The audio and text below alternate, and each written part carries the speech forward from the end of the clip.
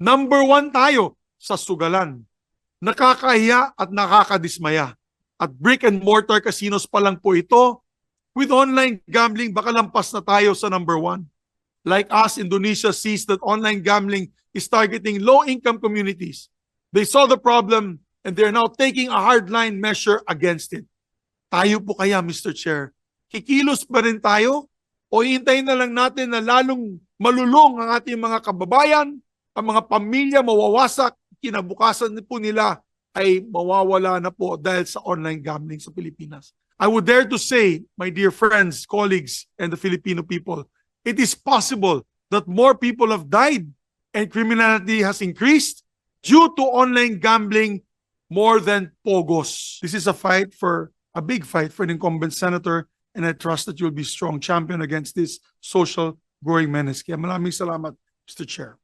When I delivered my privileged speech earlier this month, I relayed a few individual stories of online gambling addiction and criminality to humanize the very real and pressing problems that we are facing because of online gambling. Today, we'll hear directly from some of these online gambling victims themselves. Their voices will remind us that online gambling is not just a policy issue. It is a crisis that destroys families, livelihood, and futures. We hope that their first-hand accounts will emphasize the urgency of eliminating online gambling once and for all.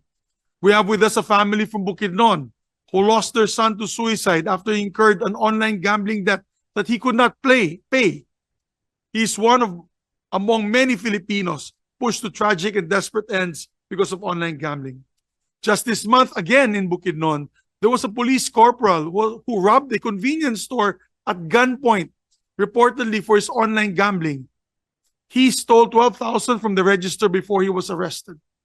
La Trinidad, a 22-year-old boy, was reported to have committed suicide due to online gambling debts.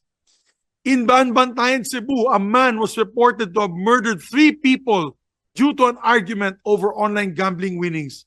And in Cebu City, an 18-year-old was arrested for killing a 45-year-old, also after arguing about online gambling winnings.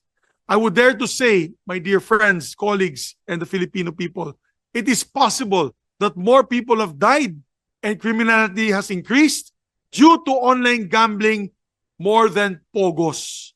That is blood in your hands to the operators and regulators. These stories reveal the ugly truth of online gambling. It is not at all just fun and games, as colorful advertisements would like us to believe.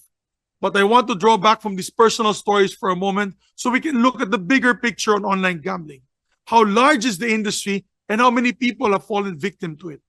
Last time I talked about the shameful status that we hold now as the gambling capital of Asia, with 79 casinos surpassing Cambodia with 48, Macau with 47, Vietnam with 40, and South Korea 32. Number 1 tayo sa sugalan. Nakakahiya at nakakadismaya. At brick and mortar casinos pa lang po ito. With online gambling, baka lampas na tayo sa number 1. It is in 2022 that we'd start seeing huge jumps in online gambling gross gaming revenues. The industry made a big leap from 8 billion during the pandemic or before the pandemic to more than double the year before. And in 2023, online gambling raked 33.16 billion, marking a whooping 414% growth in 2022. Last year was even a better year for the industry. Online gambling was making a gross gaming revenue of 131.7 billion. And for the first half of this year alone, online gambling has already made 106.53 billion in gross gaming revenues. Without a ban in sight, we can well expect this figure to blow up for another banner year for the online gaming industry. Mr. Chair, to illustrate, from 2020 to 2024, the industry grew by 5,564%. Unbelievable. And yet it is real. And yes, they can say that this is good news because bigger gross gaming revenue is bigger taxes, bigger contributions to national development. But that is a generous view of a dire situation because the truth is that massive revenue is from the pockets galing sa bulsa ng ating masang Pilipino hardworking middle-class Filipinos, not foreigners, not rich people, just working class, regular working class people.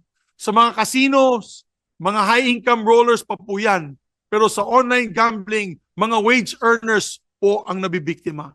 Mga jeepney drivers, mga tindero at tindera, mga stay-away home nanay, pati mga estudyante. At pati na yon, ang mga OFW galit na po dahil ang pinapadala nila nauubos sa online gambling. Napakadaling tumaya at mag-withdraw, mag-top up at tumaya muli. Kasi ilang click lang yan online, tapos na. Hindi mo na kailangan lumabas ng bahay.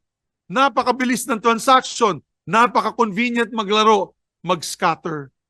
GCash alone has a user base of 94 million people. That is 81% of our entire population. And of that 94 million, over 3 million users have availed of G-loans, G-gives, G-credit services.